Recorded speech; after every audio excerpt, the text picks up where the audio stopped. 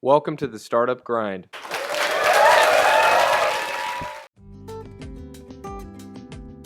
Global initiative by Google.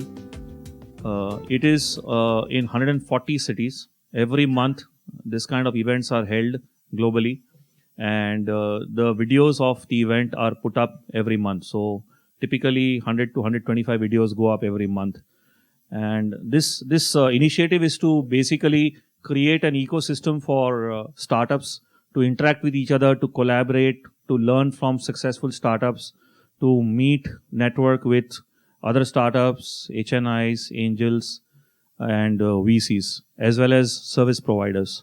So, our first event, we had almost the hall was chock-a-block. So, because of being a weekend, I think we're having this problem. So Mahesh and me are the co-directors of this event, and we hope to now have this event every month, because we had a gap of 1 month in the middle. But I think the next event is scheduled to be end of February. It's in Worli in a co-hosting space. The way we do this event is we invite a guest for the evening who is a successful startup or a VC, and we do a fireside chat. So without standing between him and you guys, let me welcome Vikram Vora, founder, CEO of Mydentist. Please give him a big hand. He has set up a chain, a revolutionary concept of 103 clinics, pan-India. It's right now in 4 cities. And these are dental clinics. And again, the journey is very, very interesting. So rather than me kind of get into that, we will bring it out in the fireside chat. When I met him, he came across an extremely grounded guy, but the whole conversation was so uplifting and inspiring. I hope it inspires a lot of you, because that's what a lot of you have come here for. So my first question is, a lot of students I see today. So what exactly went on in your mind when, you were the only guy who never got placed? So, were you depressed, or, what was your thought process? It'd be interesting to understand that, because I think a lot of people go through that stage. Yeah, so, the time when I passed out from NMIMS, at that time, the scenario for placements was pretty much different, because I have a lot of students here, especially the ones from NM. So we used to have a placement week, 2 days, everybody gets placed, and that's the end of the story. At the end of the 2 days, if you're not placed, you're not placed. Too bad, right? Go get yourself another placement. So nowadays, colleges do go out of their way to, that was the time when, 2 days, get placed or go find yourself a job on your own. So, I did go through possibly 35 interviews over 2 days. And on the second day, 8 o'clock, the last interview was for Nicholas Piramal, I remember, yeah. And I got a rejection letter saying that's about it. So it was disappointing, because you're expecting, and everybody around you is getting placed, getting nice packages too, and you're the only one, right? So it's practically like a black sheep, and for some days even the faculty members keep looking at you. He's the guy, man. So yeah, it was quite disappointing, and I didn't sleep for 2-3 days. So it's quite okay to now go back and say, "ठीक है यार, हो गया," but difficult times. So how did you get out of that situation? How did you turn things around? Just live through it. So, time passes, you kind of, human mind has a 21-day memory, right? So it lasted for 21 days, and at the end of the 21st day, well, what the hell. But I was fortunate. A friend of mine introduced me to another headhunter of sorts, who was at that point of time. So this was 2004, and that's the time when this whole knowledge KPO business was on the boom, and there were BPOs coming out in India. Everybody in the US said, everybody in India thought that everything that is done in the US has to be outsourced to India. And that's the time when a company in US, basically pharmacy chain in US, was looking for somebody to help them do a transition. Now, this is the way the job was put up to me. That we'll do a transition of processes from the US, billing process from the US to India. And it was a fantastic experience. you're not placed, and now you're getting a placement which is an international placement, right? Everybody wanted to go to the US at that time, and I got to go to the US for not getting placed. So great. I mean, it was a blessing in disguise. It gave me access to new resources there, built new friends. A lot of them still helped me, and that's all. Whatever happened for your own good. So it's an aftersight. So, but at that point of time, even though I was not in the best state of minds, but what happened was very good for me. But you still chucked it up and came back. I think 2 years. Yeah. So I lasted 2 years there. So And joined the family business. No, did not join the family Okay. business. So I was in the US in a place called Houston, Texas. Basically on the outskirts of Houston, Texas. I used to live there. So you work 9 to 5 every day, and 5 o'clock you come back. Used to stay alone, and did not know many people there. More of a social person by nature. So after a year, I started getting bored, and at the end of 2 years, I thought, no, this is not something that I wanted to do. So I just took the next flight and came back, and didn't know what to do over here. So I came back and then started looking. So I tried doing my family business, but not very successful at that. And so I said, let me do something else. I tried selling retail jewelry for some time. So basically, I had some friends in US while I was there, and they used to sell jewelry there. So I used to buy it from Zaveri Bazaar in Mumbai and send it back there. So I tried doing that for 2 months. Then that didn't work out. So for 4 months, I was looking for a job. So after 6 months, I got a job at Lionbridge Technologies. Then I continued with that job for a year. After a year, I got bored with that also. So I quit again. Then joined ICICI Bank. Lasted at ICICI Bank for 2 years. Got bored. Quit again.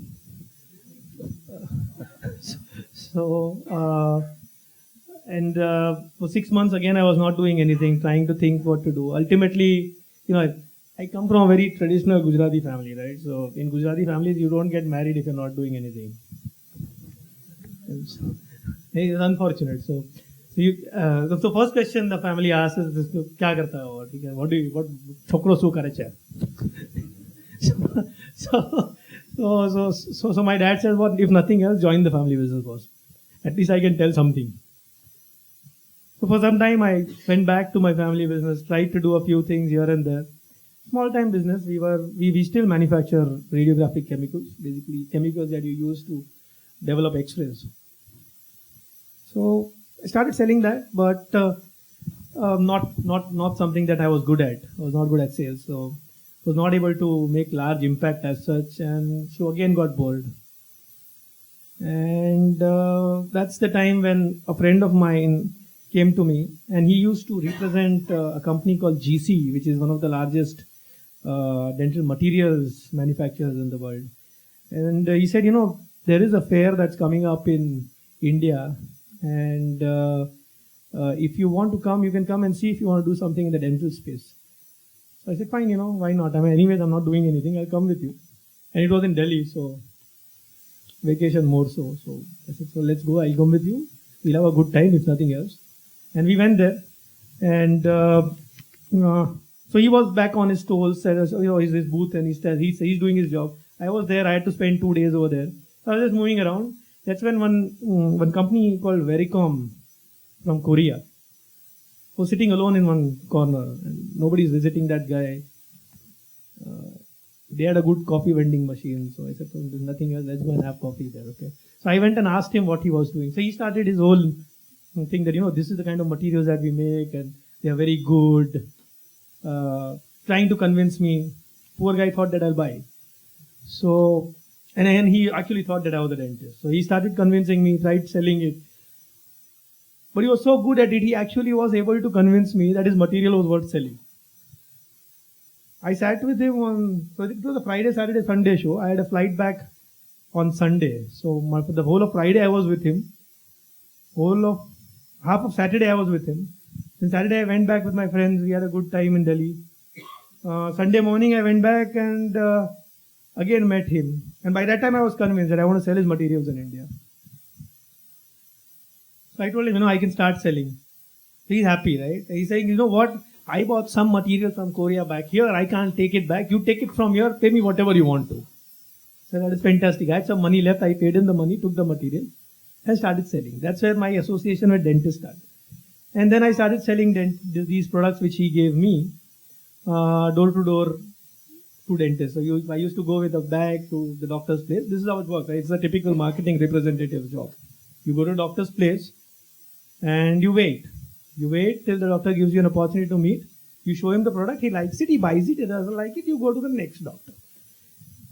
But I started making good money, right? I mean, it was more than what I would have earned if I was doing. When I was doing a job, I wasn't earning that much.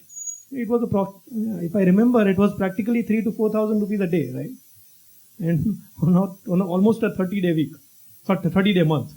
So started making around 80, 90 grand, which was impossible for a person with 4 years of work ex at that point of time. So I was happy. And then one product kept getting added one after another. I was making good money. For 4 years I did this. And that's basically from where the whole dental association started. So, I mean, from someone who is a supplier, so to say, of dental products, to take the jump into starting a clinic, I mean, what was it that inspired you? How did you kind of make that leap into actually running the show rather than just being a vendor or a supplier? So the good part of being a marketing representative is you get a lot of time doing nothing. You go there and the doctor tells you, okay, fine, wait for 5 minutes, and you have to wait for 50 minutes minimum. Yeah? And you have to sympathize with the guy, right? I mean, he's got patients which are more important, and you've got material to sell. Who wants to buy? Right? He's doing business, right? He's selling stuff, he's making money, he doesn't want to listen to you. But when I have to sell my materials, I have to agree, and I sit there. During that time, you keep seeing what's happening around you because you don't have anything. I mean, you don't have anything to do. It's 150, 70 square feet reception area, right? You're sitting there, you can't talk to the receptionist for a long period of time, otherwise it gives the wrong ideas. Right? So you can chat for a minute and then you say, okay, fine, now I'm on myself. I mean, you've got smartphones now. I think 3 years back, I did not have a smartphone, so I'm not moving my finger on the phone anyways. So you just look around, you happen to strike a conversation with a few patients and you realize that there is a gap. Okay, there's a gap in what the patient wants and what the dentist is delivering. And this gap happens to be a perception gap. Okay? It was very clearly evident that in spite of the fact that the dentist is doing his best, okay, I mean, he is genuinely doing his best to make the patient satisfied. Still, the patient is going back with a thought process wherein you realize that somewhere he's dissatisfied. And over the 3 years when I was sitting over there in the reception area, I kept thinking, what is it that that makes the patient not happy with what is happening? Because that guy there is really striving hard, right?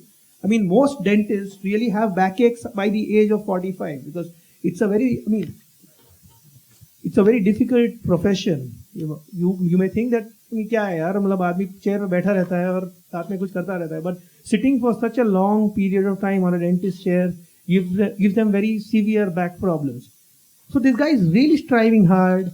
Most dentists are extremely honest, extremely ethical. They don't overcharge. They don't do wrong practices. And this is my personal experience. Most private practices. In spite of the fact, the patient's not happy. So this perception gap was something that made me curious and made me think, what is it that's going on? And we kept thinking, me and my brother also, by the time I joined him, because he lost his job at that point of time. So he also quit and he joined me. And we both were thinking that there's something that's missing. Over time, we realized that probably is just transparency, right? I mean, before you want to buy a product, you want to know how much it costs. Unfortunately, the dentist is not telling the patient how much it's going to cost. You go into a dental clinic, he makes you sit on the chair and he starts his work. At the end of the treatment, he tells you this is what you're going to pay. Right? in spite of the fact that he's actually charging the right amount, the patient feels, नहीं यार, ये सही नहीं है यार, मतलब मुझे पहले बोलना होता तुझे. He would have paid anyways. But just because he was not informed, he goes back with a small, afterthought that maybe I could have bargained. And that's what actually gave birth to this whole idea. But setting up a clinic takes some amount of money in the sense of rental, infrastructure, etc. So how did you bridge that gap? Given limited resources that you had. So I've been always lucky, right? So while I was doing this over the last, after 4 years of working in the supplies industry, I used to supply a lot of material to a lot of charitable trusts in Mumbai. And fortunately for me and unfortunately for a doctor, one of the dentists at a charitable trust had a fight with the charitable trust, and then they are disassociated. Now, how charitable trusts typically work is they take the investments either from a trustee or from the dentist who's going to work there, and they provide the space. So this dentist took up all his equipments and walked out of the clinic that day. And that charitable trust was now left with a huge number of patients and no dental equipments and no dentist. And I used to supply there. So on the same day, I happened to go there on my regular visits to sell material. So he said, boss, now we don't need material, right? We shut down our clinic. Now this is a difficult time for me, right? I lose a customer. So I asked them, now, you should start. Ek kaam kar, tu hi kar de. So that's when I thought, this is probably a good chance. Let's do it. So I asked him, how much time do I have? So he said, no, anyways, we don't have any plans. You can put whenever we want. And I went back. I talked to a few people here and there. Friends, family members. And again, I'm fortunate. I mean, people were very nice to me. So I was able to gather some amount. And also people whom I had relations with, because we used to sell their materials, gave me some credit, and I put up a clinic in place. And we started working over there. So what was it called? Did you give it a name at that time? So at that time it was called TDC. It stands for Total Dental Care. Red board with Arial bold black in yellow, right, in reverse, clearly visible from a distance. So I come from a background which is more tech. So I worked in ICICI Bank as a project manager for setting up intranets. I was working in Lion Bridge as a project manager and heading a coding team. So did not have a lot of idea about what brand means, etc., etc. What I thought was something that is big, is visible, and in the face is what is called a brand. So we took Arial black, huge bold letters, one big board with only TDC written on it. And then how did the next clinic happen? So this clinic, after we started, we put the equipments on day one. Okay, I mean, I got my friends, family members to give me some money. I got the vendors to give me some equipment on credit, and I put the clinic up. And on the third day, this guy says, you know what, you need to get the dentist also. We don't have a dentist. Like now there's a problem, right? I mean, I didn't know who's going to come and work for us. So I went out and I tried to talk to a lot of people. But most of them said, who's going to work with somebody who's never run a dental center? It's a charitable trust. And why should I, not work in my practice and work for somebody else, etc., etc. So I was not able to do anything. Fortunately, again, I'm always lucky, right? So fortunately, on that very day, another doctor who still is with us, okay, I mean, she happens to be one of our dental directors. She had a fight with some senior doctor she was working with. And that day I happened to visit that senior doctor to sell materials. So she said, like you sit there, the senior doctor is not there, and the junior doctor is sitting on the chair. So they don't have anybody else to share their problems with. Though typically they share it with the marketing representatives. Okay? Kya yaar, Vikram aisa kar diya yaar. You know what? I have a dental clinic. You want to work with me?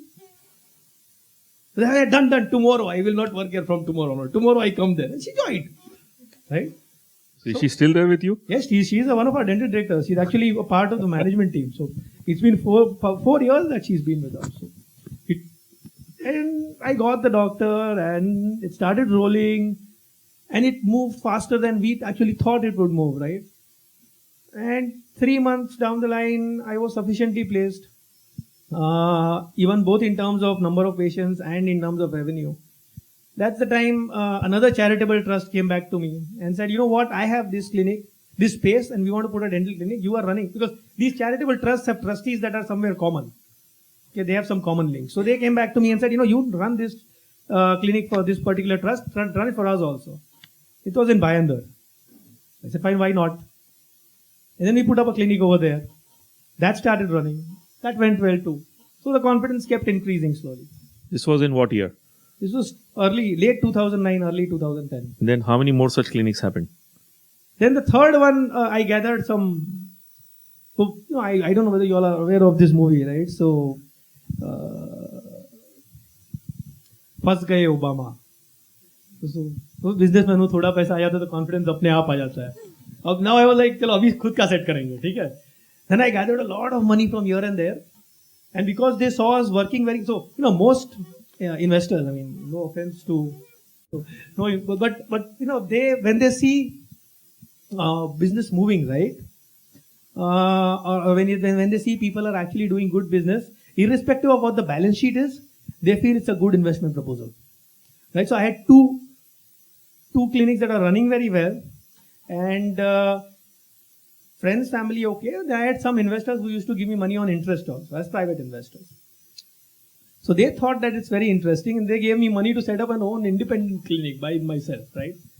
And that was a lot of money. So I took that money on debt and set up one clinic in Kandivali, Poisar. Now that was where things slowed down and things became very difficult for me, right?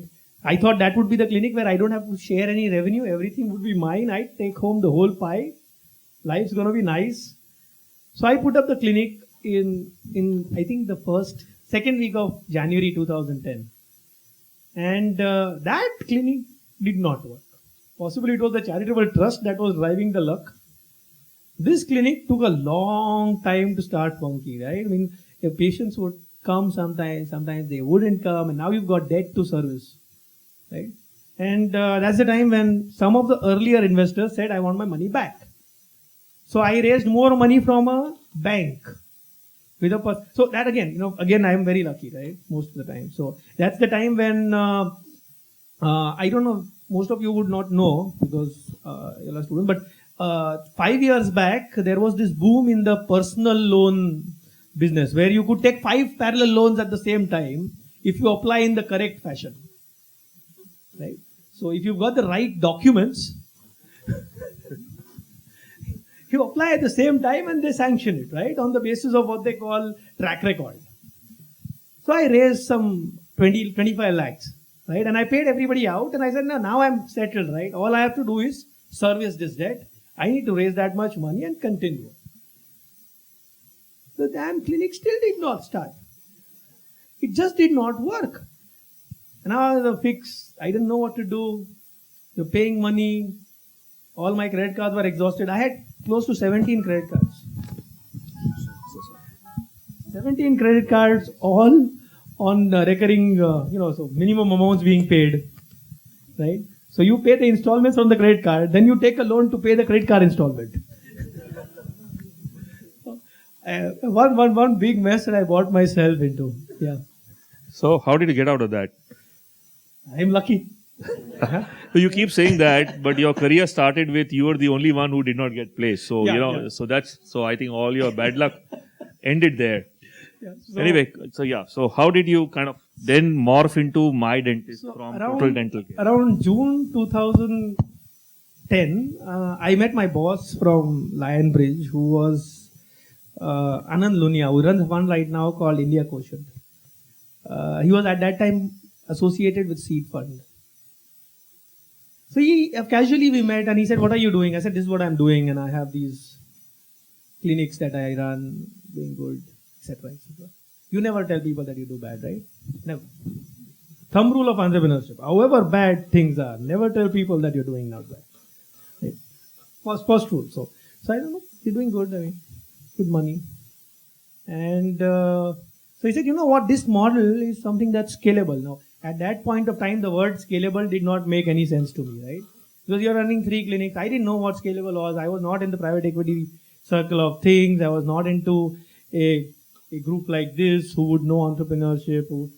I was a person who used to run 3 clinics because I had nothing else to do and I needed to make money, right? So he said, why don't you? So I found it interesting. He said, we'd give you money to set up more clinics. That's interesting to me, right? So I said, okay, fine, I'm interested. He said, why don't you come down to the office and we'll see what to do. They saw something very nice which I could not see. Okay.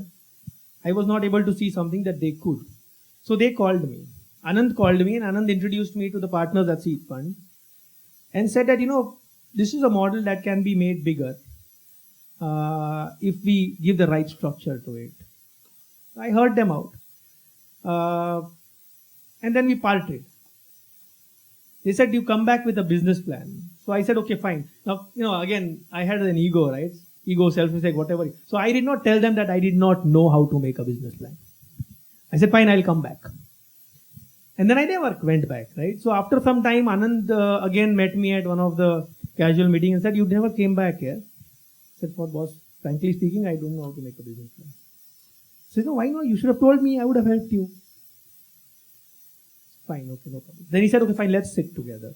And then with his help, I made a basic draft. He only explained me with the structure. He said, बाकी का numbers तेरे अनुसार डाल दे, कैसे भी बढ़ेगा वो business. So I put that and went back to the fund in August and showed them. And I asked for 35 lakhs. That's all I asked for. This was which year? August? August of 2010. This was August in the same year, yeah, back to back, right? So I went back to them and I showed them the plan. They said, the plan, keep the plan aside. Let's keep the plan aside, right? They came back and said, what? You need to be incubated. I don't think you're completely ready for doing large scale business. What we will do is we will incubate your business. And then when the business is ready for the next big leap, we'll take you to the next step and get you into the primary fund that we have. Well, I didn't have much of a choice at that point of time, frankly speaking, because, tides were very difficult to go through. I'm still servicing that debt. And it was difficult time, right? And by that time I got married, so I had a wife, right? So, right? Most men would. So then that's the time when I said, fine, why not? Let's just give it a shot. So they called me back for a meeting in the incubator and said, what? We give you a 1 crore rupee incubation fund. And we'll set 5 clinics out of it. And then from there, we'll have to prove with those 5 clinics that you're doing good over the next 1 year. And then we'll graduate you to the next fund. That's our full-time fund. So I was like, okay. Right? Because I had never heard 1 crore. Forget seeing 1 crore. Okay. It was out of, so I said, fine, okay, let's just do it, right? It's okay. No, we'll have to sign some agreements. You'll have to get a lawyer in place. You'll have to get a consultant in place. Because we have a lawyer from my side. We'll take a legal. No, it's okay. I'll sign. Okay, whatever. Let's just do it. So no problem. Then they did their own diligence and they did their preliminary accounting and legal checks on the business. And finally, in October 2010, we signed on. I got a single nice check of 1 crore. And directly put into the bank account. The bank account balance now reflected 1 crore. They said, we'll pay off the 20 lakh rupee debt so that you're free. So they made me debt free. 1 day. So October 2010 was like, I felt like, I'm a movie buff, right? So I felt like that, like Paresh Rawal from Fir Hera Feri, right? I sit outside my of a house with a long chair. I thought, this is where I'm done. Yeah. So that was one of the best days of my life. The agreement was actually for 1 crore or no? So higher? We signed the first. When I signed the agreement, I signed for an MOU for 1 crore. Exactly 15 days later, the actual agreement happened to be an 8 crore rupee agreement. 1 crore as an incubation fund, 7 crore as a fund that you graduate into. Right? So I was like, damn man, what am I going to do with 8 crores? Right? So I'm not asking too many questions because I like Vikram to tell his own story. But I heard this, so it's very interesting the way. It's better he says it the own way. Anyway, I still interject with questions in the middle. So you got the 1 crore. You had you could withdraw another 7 crores. No, that's after the milestone. Yeah, the milestone. Yeah. So you could kind of dip into that. Yeah. So as far as the funding, that was set. Yeah. But then how did the Total Dental Care with its your homegrown branding morph into what is Mydentist today? October 2000, that's where everything changed, right? October 2010 was like my life changed, okay? So suddenly in 2010, we signed the agreement. November, they come back and say, you know what, we need to shut down all the old clinics. We can't work with charitable trust, right? We are going to shut down all the old clinics and we need to start again because the new model cannot work this way. It has to be a more robust, a more scalable model which has company-owned, company-operated clinics. We need the dentist to be on our payrolls. We need to be having a long-term association with the dentist. We need to involve more people, get a leadership team in place. I had 1 crore, right? I had paid off all my debts. I said, fine, whatever. We'll do it, right? But wasn't this a complete shift from what typically a Gujarati and a businessman, this kind of thinking? Totally. So, I mean, at the back of our mind, I kept thinking, what is happening here? I mean, it took me a lot of effort and a lot of pain to set up this whole thing, and they're going to close everything down. So somewhere you're thinking that way. Then I went and asked them, what about the employees? So they were very nice. They said, we keep the employees on the payroll till you start the new clinics. We're not going to sack anybody, right? But we will shut down the clinics and we will start new clinics with a new brand, with a new setup. I said, what's wrong with the TDC, right? It's nice, it's bold, it's large, it's in the face. You can remember it. And people know it. I said, well, how many patients do you have? I said, we've catered around 1,500 patients. So no, we do 1,500 patients every day, one day. पागल हो गया यार. ठीक है, चलो कोई बात नहीं, चलो करो. आप करो. ठीक है. Right? So, that point, they bought on board a consultant with the name R. Sriram. R. Sriram is the founder of Crossword. So he came on board as a consultant to rebrand the whole chain, to set up a standard brand guideline, a standard format for the store, which can be replicated very fast and it's easy to follow. So Sriram came on board. He also bought on board another agency called Lemon Design, which framed this brand Mydentist.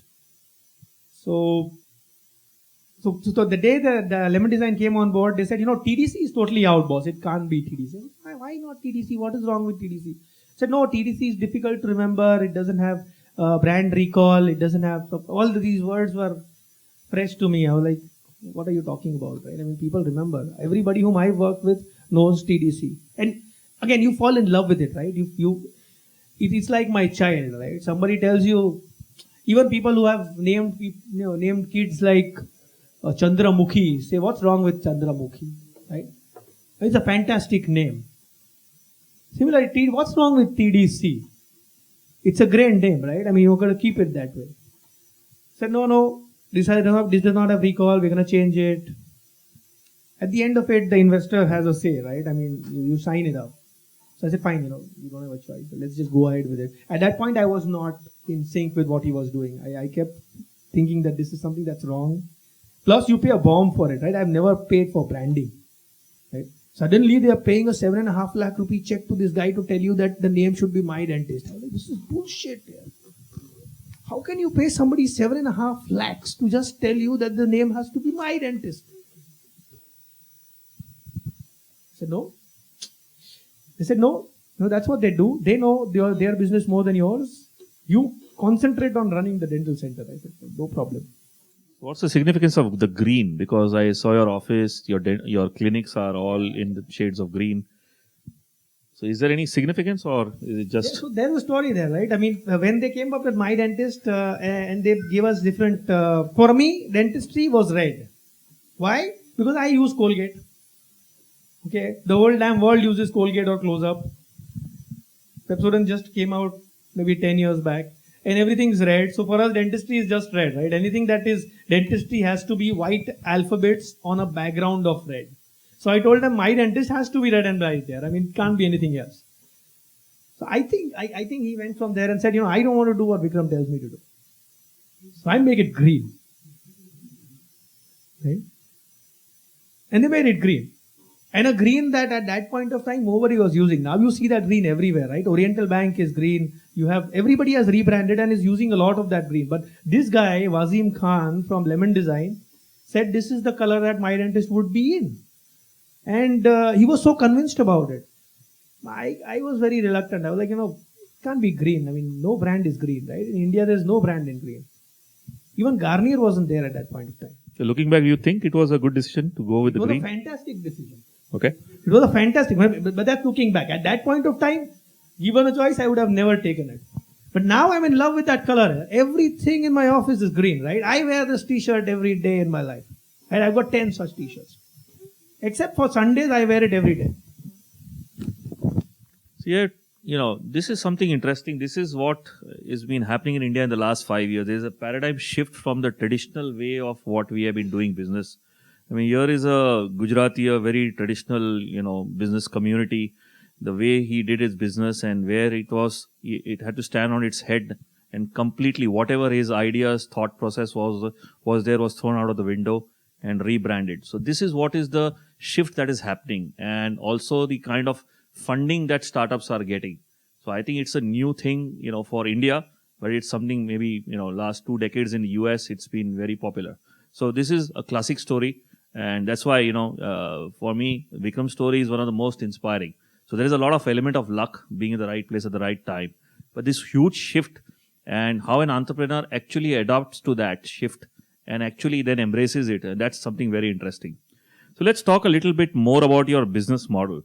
So why did you not go for the franchisee model and why did you go for the ownership model? I mean, isn't it cheaper? Isn't it faster to kind of have franchisees pan-India rather than, go one by one? And You're right that, franchising is easier, it's faster. Only problem is you need to know when you're ready for franchising, right?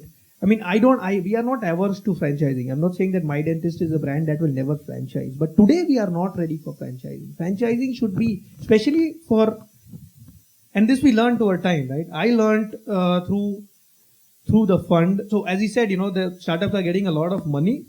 It's not just money, right? These things that I learned over the last 4 years is more than what I learned over the last 30 years of my life, right? I'm 35 right now. The last 3 years have been more educating than the earlier 31 years.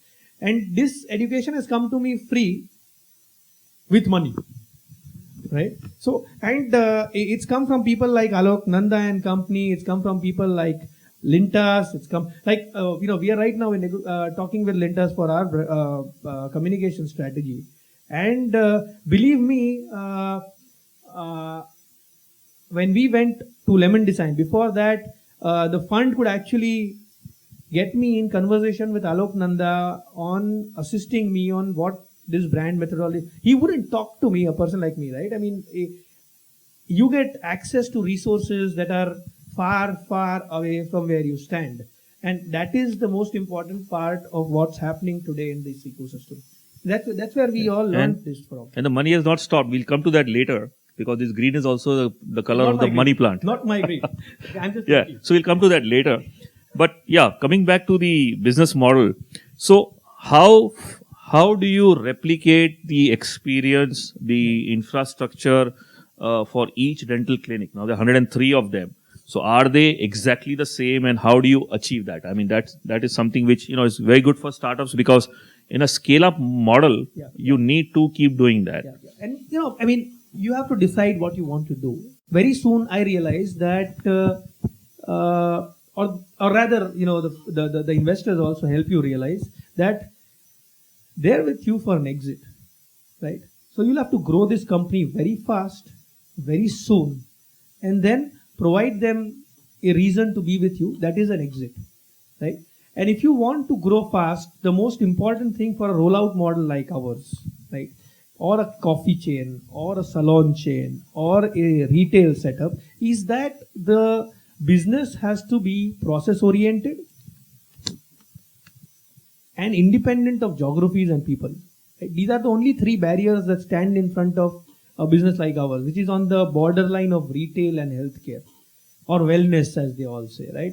So process oriented is where everything should be process driven. It's written in a Bible that we call the Standard Operations Manual. The way the doctor speaks, the way he diagnoses, the way he communicates to the patient, the way he talks to the patient, the way receptionists talk to patients, the pitch on the phone, everything is minutely written in a book and followed precisely the way it's written. Not only that, every clinic that we have has the same structure. Of course, there be small changes because of the geographical and the layout of the place. But other than that, as far as the connections are concerned, the machinery is concerned, the equipment is concerned, the instrumentation is concerned, it is the same thing.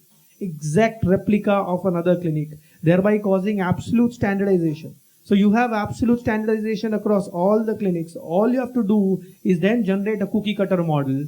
You go and place it in a place like Guwahati, it should run on its own, right?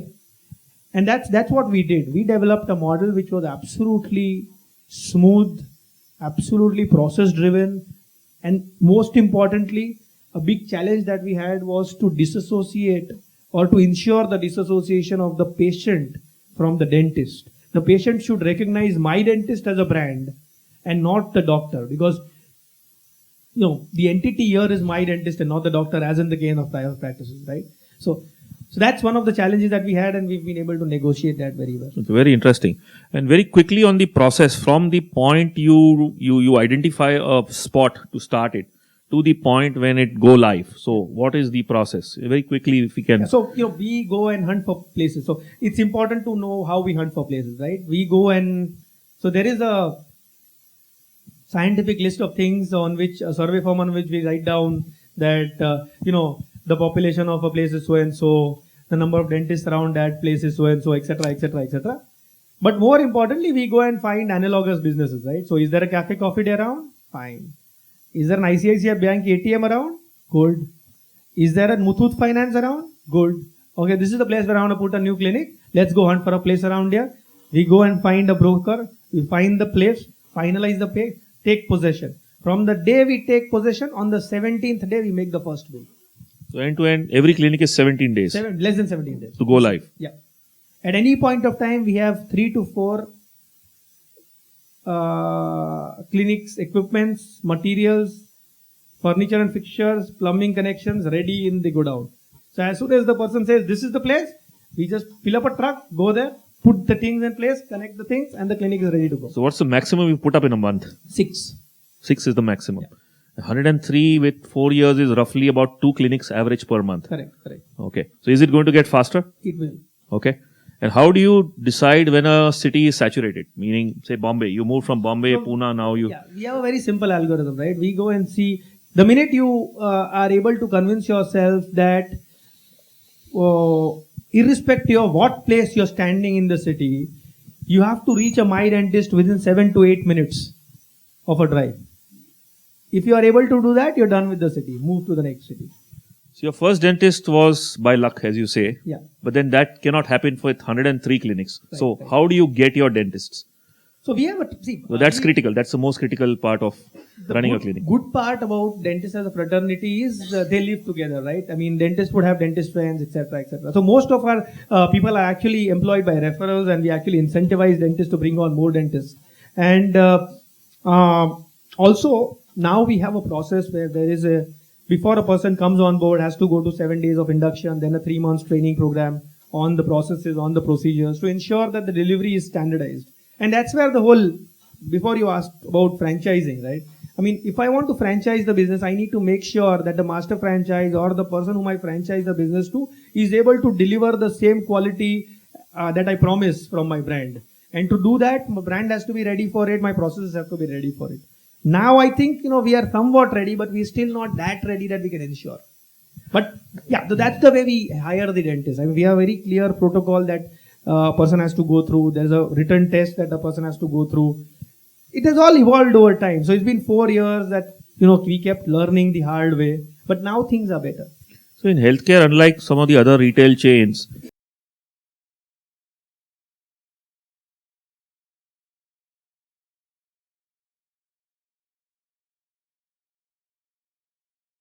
to hire? So we've got a system where a person has to give 5 hours of training every month, and this training is conducted by us through our training department.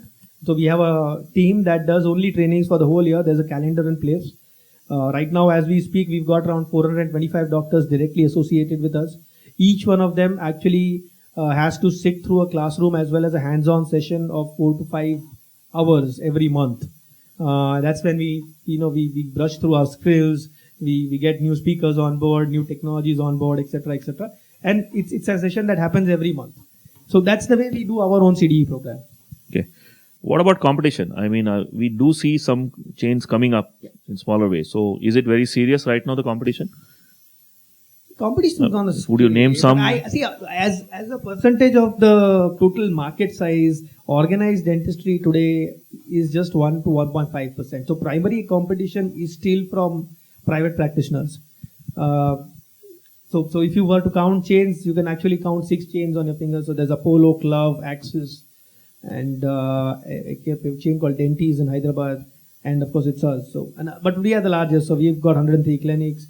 We do more than 25,000 patients a day. We cater to more than 3 lakh patients, 450 doctors. So by far, it's a 1,500 people company. So it's by far the largest, but still we are just a drop in the ocean. So most of the competition still comes from private practice. But globally, what would be the largest chain size? 330, 350. 330, that's it? Yeah. So do you intend to break it in the next 2 years? Yeah. We will be there by 2018. Are you looking to hit 1,000 very soon? Very soon. How soon is that? 2020. 2020. 2020. Yeah. Fantastic. What about attrition? I mean, do you have attrition in the doctor space? Yeah, there is attrition because see, we work with a very young lot, right? And 95% of the dentists that we have are women. We don't have any gender bias, but dentistry as a fraternity has a 70-30 ratio even in colleges. So 95% are women and very young doctors, somewhere in late 20s or early 30s. That's the time when they get married, they plan for a family. So a lot of people go on a break, they quit, they join back. So the attrition levels are high, but you actually negotiate that by having a seat, making them involved, etc. Let's talk a little more about the funding, because you raised the initial 8 crores and now after that you raised one more round. Yeah, so once we were done, we got the 8 crores, we went rolling, we've set up a lot of clinics, and in 2013 we ran out of money. So that's the time when Seed Fund came on and said that we want to co-participate in the new round also. So Seed Fund put in I think 10 crores and 40 more came from a fund called Asian Healthcare Fund, and we raised 50 crores. So total 58 crores till date. 58 crores have gone into the business. So have you exhausted that? You still have a lot of it left. We've got some left, but yeah, we will exhaust. Okay. Very soon. So you're raising another round soon. Yeah, we are in the process. Wow. And it's going to be bigger than the second round. As big maybe. As big. Very interesting. So at what point should a startup, raise money? I mean, that's a question that always Take gets the money thrown. when you get it, boss. I mean, a lot of people will keep thinking, we should wait and, let me mature. Somebody is giving the money, take it. But you give out a lot of your company at the initial stage, right? I mean, you have to, because initial stage, someone is let's taking a bigger go risk. back, right? Let's go back. 2010, what was the company worth here? Nothing. It was negative, right? I had to give money back to my, so I would have lost my shirt at that point of time had I not taken the fund. So even if that was not the case, still what would it be worth? I mean, I'd be running a small company somewhere in this corner and I wouldn't know what's happening. I gave a part of the company, a very large component of the company. Against that, what do I get? I get the opportunity to grow it into something that is larger than life. You suddenly sit here with 1,500 people working for you.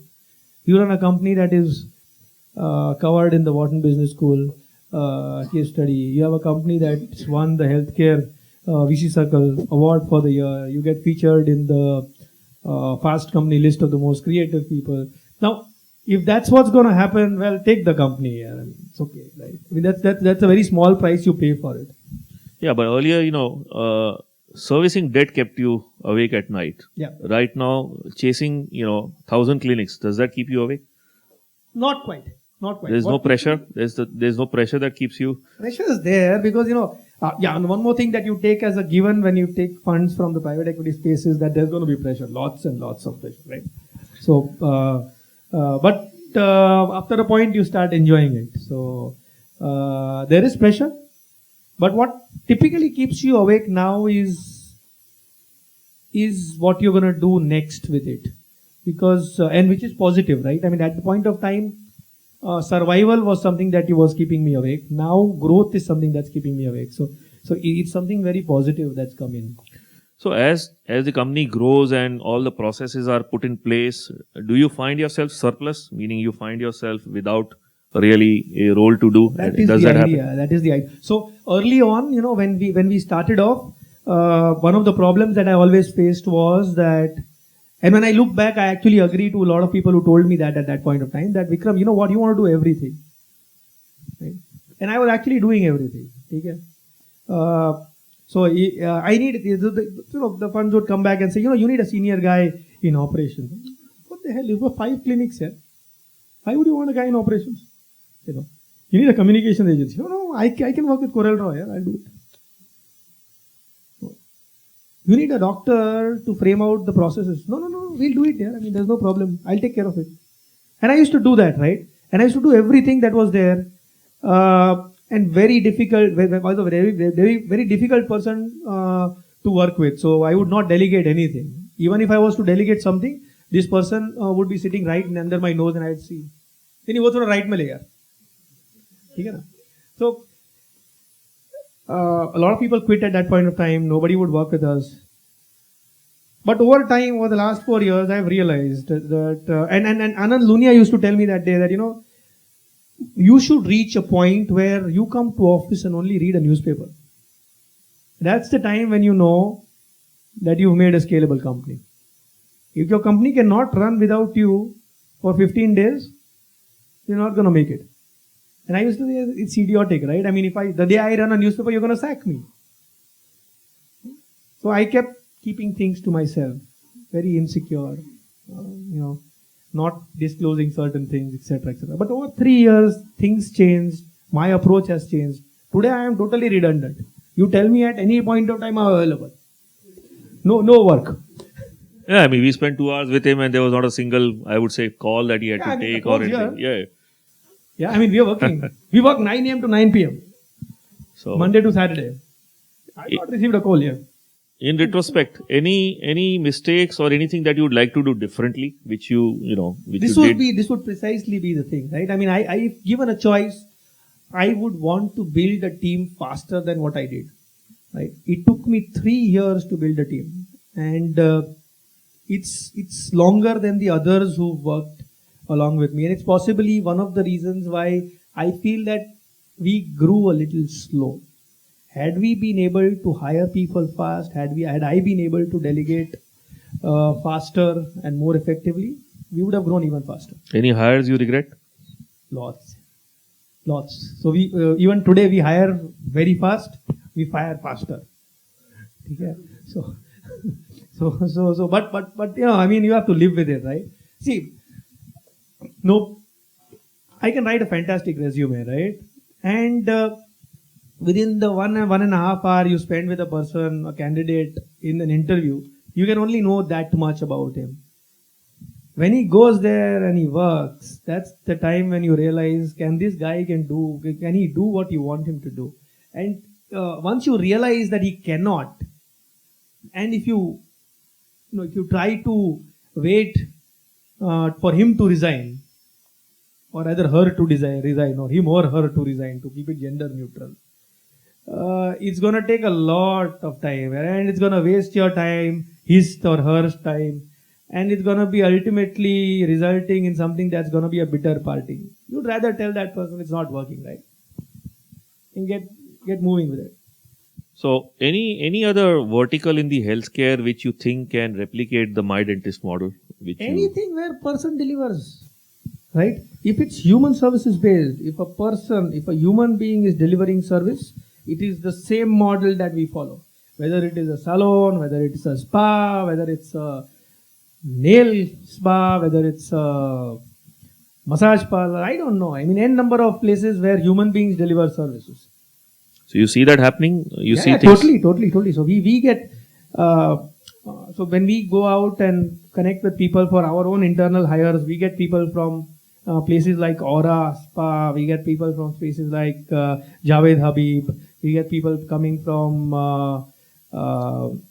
eye care hospitals, people coming from schools, teachers. Yeah. So would you like to replicate this? I mean, would you, once it's kind of reached, as you say, it's right now you're more or less redundant. Yeah. So would you like to now kind of divert your attention to something else, some other vertical in the same space and do another Mydentist there? No, so I wouldn't want to first shift my attention from what I'm doing right now. So even though I am redundant, but there's a lot of, we want to continue growing and it needs that strategic input and that push. So once the attention is diverted, you can't do two things at the same time and be good at both, right? So if I do something new at this point of time, I'm sure we'll be diverting a lot of my attention, at least my thinking time towards something that's new. I would want to dedicate it. There's a lot to be done in Mydentist itself. We are still a speck in the ocean. Like I said, we are less than 1% of the market share even in Mumbai. Forget the country. We are just in 4 cities. There are 500 more cities to go to. So there is a huge market available to us, and we are just focusing on India. This is a model that can be replicated in any part of the world. You put it in Africa, you put it in the Middle East, it's going to follow the same model. You put it in Sri Lanka, Bangladesh, Pakistan, it's going to move the same way. You should believe that what you're doing is the best thing you could do, right? Not everybody can be an Ola. Not everybody can be a Flipkart. Yeah. With all respects, I'm not saying that it's not right to give valuations that are, it's good, right? I mean, it's good for the startup ecosystem that, India is getting such a lot of FDI. It's good for the economy, etc., etc. We get cheap products. So, but it does send a depressing signals to some people who think, अरे यार, अरे ये बंदा मेरे साथ रहता था, देखो यार $1 billion बना दिया, मैं यही रह गया. That's the problem that most people think. Now, you cannot think that way because of 2 reasons, right? I told you got to raise a company. If you're raising without funding, like a child, and if you're raising with funding, like a girl child. And irrespective of what that kid looks like, is capable of doing, or has the capabilities of doing, you got to love it, you got to believe in it, and you have to make it grow. You cannot say, this kid, that kid looks better than my kid, so I don't like my kid. That doesn't work that way, right? You love your kid, right? And you make it work irrespective of what the handicaps are, what the difficulties are. And you strive for it. And you enjoy doing that, right? You don't do it because it's your duty, you really enjoy doing that. So thank you very much. I think I speak for all of us that it's very, very inspiring. And what a great story. So hope someday there is a book of Mydentist, how I did it. So anyway, thank you, Vikram. Thank you for sparing the time, coming, talking to us. We look forward to having you again sometime. All right. When you reach your 1,000 clinics, that's a promise.